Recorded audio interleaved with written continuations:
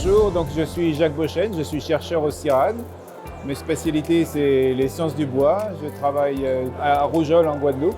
Alors nous, le CIRAD, on est sur la recherche agricole en général, mais on a un focus, notamment en Guyane et maintenant en Guadeloupe, sur les essences forestières. On est spécialisé dans les services écosystémiques de la forêt et le service bois est un service important. Et on est des chercheurs, donc on est tenu de publier, mais on est aussi tenu de faire des projets avec une valorisation rapide en fait, des débouchés. Et on a toujours eu ce rôle de conseil, mais on continue à l'avoir. Mais on est aussi un peu plus en amont, c'est-à-dire qu'on caractérise aussi à la fois le milieu et les matériaux pour pouvoir les transférer à la filière. Ce qui m'intéresse en particulier, c'est vraiment comment on peut, dans une moindre mesure, intégrer les essences locales dans la construction. Parce qu'il y a vraiment des qualités que les essences des Antilles ont qu'on peut exploiter, mais on peut surtout faire de l'ébénisterie, de la menuiserie. Mais pour moi, ce qui est important, c'est vraiment que les Antillais puissent se réapproprier en fait, ces bois qu'ils ont utilisés par le passé et ne pas perdre en fait, ce contact et ce lien avec la forêt.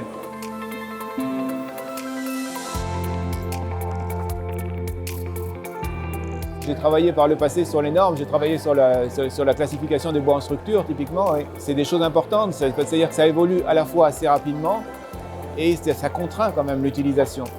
Et c'est sûr que les bois tempérés qu'on apporte, ils sont déjà classifiés, ils répondent aux normes. Et ici, il faut recréer ces mêmes normes, mais avec les mêmes contraintes, c'est pas si facile que ça. Il y a des particularités locales qui sont liées au climat, qui sont liées à tout un tas de choses, notamment la sismicité, les cyclones, etc., dont il faut tenir compte. Et ça, c'est vraiment important qu'il y ait des groupes qui réfléchissent là-dessus et qui puissent faire évoluer les normes aux Antilles et en Guyane.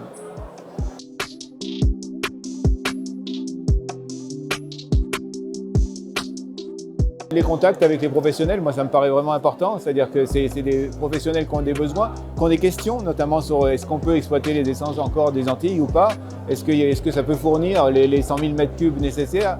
A priori non, mais on peut quand même avoir des petits marchés de niche et c'est ça pour moi qui est important. On a eu effectivement, il y avait beaucoup de monde, donc moi j'ai été surpris, je pensais qu'on aurait quelques dizaines de personnes, mais là il y avait vraiment beaucoup de monde. Et il y a beaucoup de questions, il faudrait les refaire, peut-être des plus petits groupes, un peu plus spécialisés pour que les gens viennent poser leurs questions et échanger sur leurs craintes et leurs envies.